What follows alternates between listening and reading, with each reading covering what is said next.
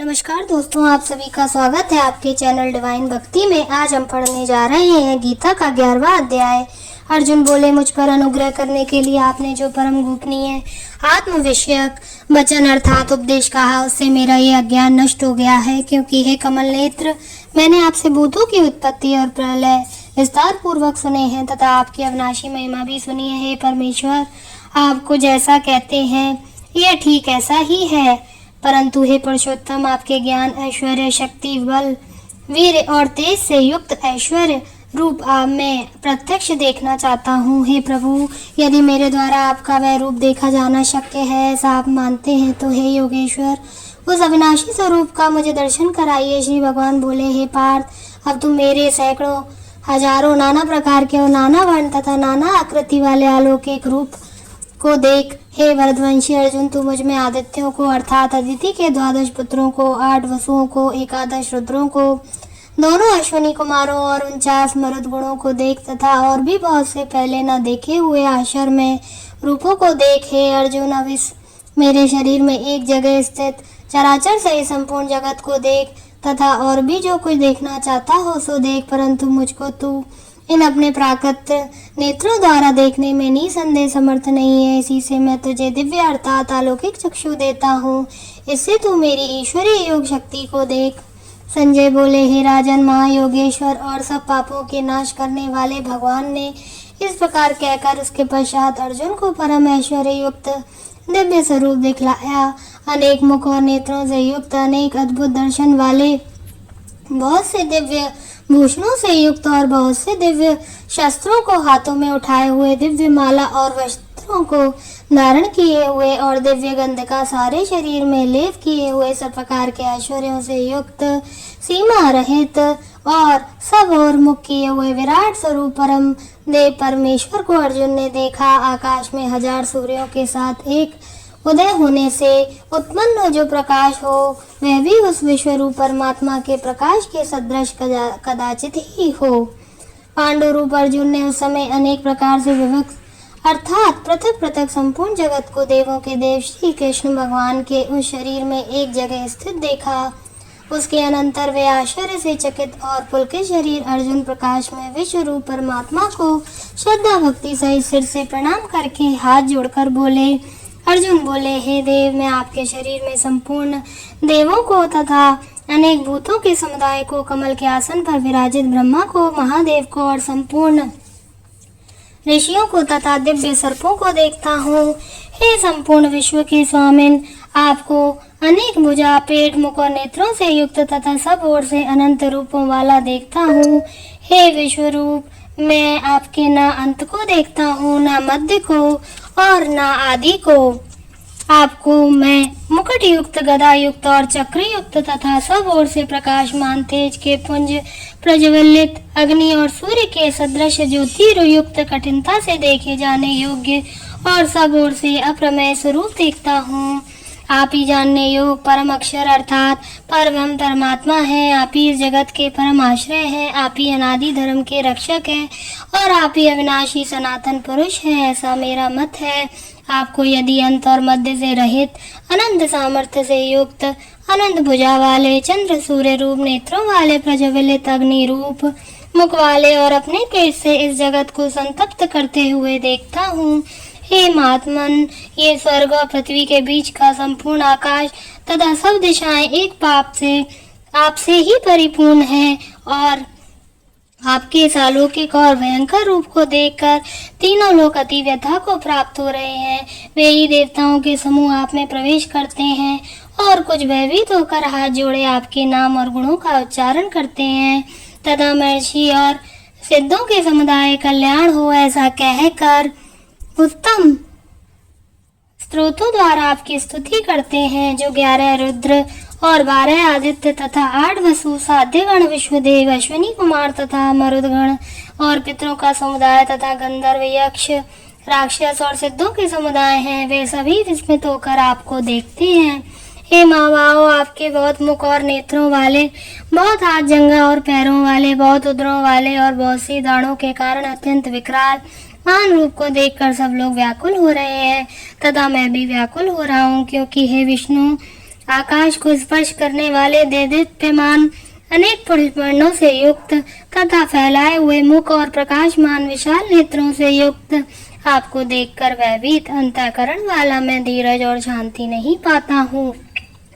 ताड़ों के कारण विकराल और प्रलय काल की अग्नि के समान प्रज्वलित आपके मुखों को देखकर मैं दिशाओं को नहीं जानता हूँ और सुख भी नहीं पाता हूँ। इसलिए हे देवेश, हे जगन निवास, आप प्रसन्न हो। हे वेद सभी धृतराष्ट्र के पुत्र राजाओं के समुदाय सहित आप में प्रवेश कर रहे हैं और भीष्म पिता, द्रोणाचार्य तथा वह कर्ण और हमारे पक्ष के भी प्रधान योद्धाओं के सहित सबके सब आपके दानों के कारण विकराल भयानक मुखों में बड़े वेग से दौड़ते हुए प्रवेश कर रहे हैं और कई एक चूर्ण हुए सिरों सहित आपके दांतों के बीच में लगे हुए दिख रहे हैं। जैसे नदियों के बहुत से जल के प्रवाह स्वाभाविक ही समुद्र के ही सम्मुख दौड़ते हैं अर्थात समुद्र में प्रवेश करते हैं, वैसे ही वे नरक लोक के वीर भी आपके प्रज्वलित मुखों में प्रवेश कर रहे हैं। जैसे पतंग मोहवश नष्ट होने के लिए प्रज्वलित अग्नि में अति वेग से दौड़ते हुए प्रवेश करते हैं, वैसे ही ये सब लोग भी आपके विनाश के लिए आपके मुखों में अति वेग से दौड़ते हुए प्रवेश कर रहे हैं। आप उन संपूर्ण लोगों को प्रज्वलित मुखों द्वारा ग्रास करते हुए सब ओर से बार बार चाट रहे हैं। हे विष्णु, आपका उग्र प्रकाश संपूर्ण जगत को तेज के द्वारा परिपूर्ण करके तपा रहा है। मुझे बतलाइए कि आप उग्र रूप वाले कौन हैं? हे देवों में श्रेष्ठ, आपको नमस्कार है। आप प्रसन्न होइए। आदि पुरुष, आपको मैं विशेष रूप से जानना चाहता हूँ क्योंकि मैं आपकी प्रवृत्ति को नहीं जानता। श्री भगवान बोले, मैं लोगों का नाश करने वाला बड़ा हुआ महाकाल हूँ। इस समय इन लोगों को नष्ट करने के लिए प्रवृत्त हुआ हूँ। इसलिए जो प्रतिपक्षियों की सेना में स्थित योद्धा लोग हैं वे सब तेरे बिना भी नहीं रहेंगे, अर्थात तेरे युद्ध न करने पर भी इनका सबका नाश हो जाएगा। अतएव तू उठ, यश प्राप्त कर और शत्रुओं को जीत कर धन्य दान से संपन्न राज्य को भोग। ये सब शूरवीर पहले से ही मेरे द्वारा मारे हुए हैं। हे सभ्य साचिन, तू तो केवल निमित्त मात्र बन जा। द्रोणाचार्य, भीष्मपिता तथा जयद्रथ और कर्ण और भी बहुत से मेरे द्वारा मारे हुए शूरवीर योद्धाओं को तू मार, वह मत कर। निसंदेह तू युद्ध में वैरियों को जीतेगा, इसलिए युद्ध कर। संजय बोले, केशव भगवान के इस वचन को सुनकर मुकुटधारी अर्जुन हाथ जोड़कर कांपता हुआ नमस्कार करके फिर भी अत्यंत भयभीत होकर प्रणाम करके भगवान श्री कृष्ण के प्रति गदगद वाणी से बोले। अर्जुन बोले, हे अंतर्यामिन, यह योग्य ही है कि आपके नाम गुण और प्रभाव के कीर्तन से जगत अति हर्षित हो रहा है और अनुराग को भी प्राप्त हो रहा है तथा भयभीत राक्षस लोग दिशाओं में भाग रहे हैं और सब सिद्ध गणों के समुदाय नमस्कार कर रहे हैं। हे महात्मन, ब्रह्मा के भी आदि कर्ता और सबसे बड़े आपके लिए वे कैसे नमस्कार ना करें, क्योंकि हे अनंत, हे देवेश, हे जगन निवास, जो सत्य सत और उनसे परे अक्षर अर्थात सच्चिदानंद ब्रह्म है, वे आप ही हैं। आप आदि देव और सनातन पुरुष हैं। आप इस जगत के परम आश्रय और जानने वाले तथा जानने योग्य और परम धाम हैं। हे अनंत रूप, आपसे ये सब जगत व्याप्त अर्थात परिपूर्ण है। आप वायु, यमराज, अग्नि, वरुण, चंद्रमा, प्रजा के स्वामी, ब्रह्मा और ब्रह्मा के भी पिता हैं। आपके लिए हजारों बार नमस्कार हो, नमस्कार हो। आपके लिए फिर भी बार बार नमस्कार, नमस्कार। हे अनंत सामर्थ्य वाले, आपके लिए आगे से और पीछे से भी नमस्कार। हे सर्वात्म, आपके लिए सब ओर से ही नमस्कार हो, क्योंकि अनंत पराक्रमशाली आप समस्त संसार को व्याप्त किए हुए हैं। इससे आप ही सर्वरूप हैं। आपके इस प्रभाव को न जानते हुए आप मेरे सखा है ऐसा मानकर प्रेम से अथवा प्रमाद से भी मैंने हे कृष्ण, हे यादव, हे सखे इस प्रकार जो कुछ बिना सोचे समझे हठात कहा है।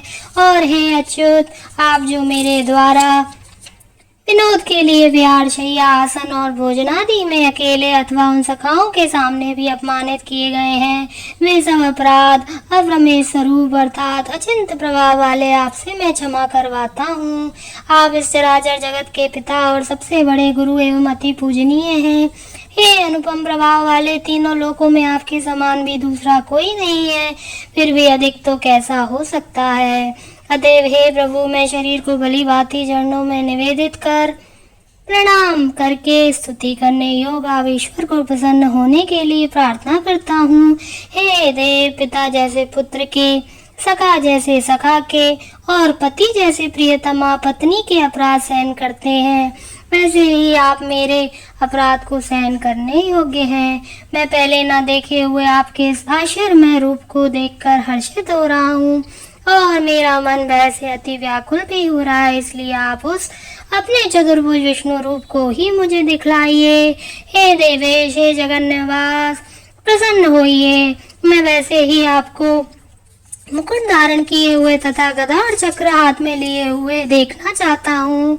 हे विश्व रूप, हे सहस्त्रबाहु, आप उसी चतुर्भुज से प्रकट होइए। श्री भगवान बोले, हे अर्जुन, अनुग्रह पूर्वक मैंने अपनी योग शक्ति के प्रभाव से ये मेरा परम तेजो में सबका आदि और सीमा रहित विराट रूप तुझको दिखलाया, जिसे तेरे अतिरिक्त दूसरे किसी ने पहले नहीं देखा।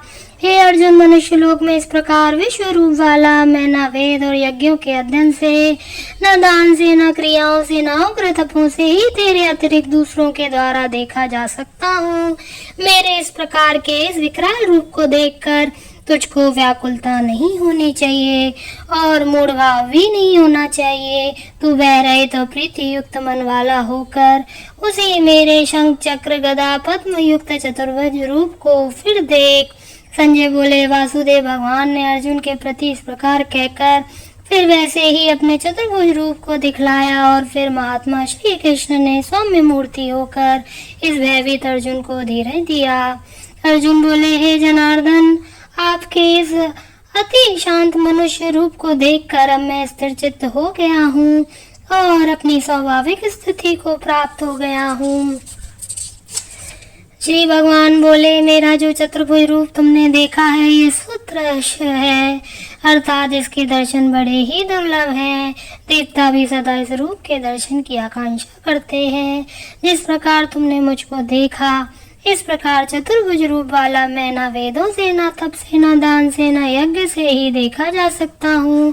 परंतु हे परम तप अर्जुन, अनन्य व्यक्ति के द्वारा इस प्रकार चतुर्भुज रूप वाला मैं प्रत्यक्ष देखने के लिए, तत्व से जानने के लिए तथा प्रवेश करने के लिए अर्थात एक ही भाव से प्राप्त होने के लिए भी शक्य हूँ। हे अर्जुन, जो पुरुष केवल मेरे लिए ही संपूर्ण कर्तव्य कर्मों को करने वाला है, मेरे परायण है, मेरा भक्त है, आसक्ति रहित है और संपूर्ण भूत प्राणियों में वैर भाव से रहित है, वे अनन्य भक्ति युक्त पुरुष मुझको ही प्राप्त होता है। ओम तत्सति श्रीमद्भगवद गीता सुपनिषत्सु ब्रह्म विद्यायाम योग शास्त्रे श्री कृष्ण अर्जुन संवादे विश्वरूप दर्शन योगो नामक दशो अध्याय। श्री कृष्ण गोविंद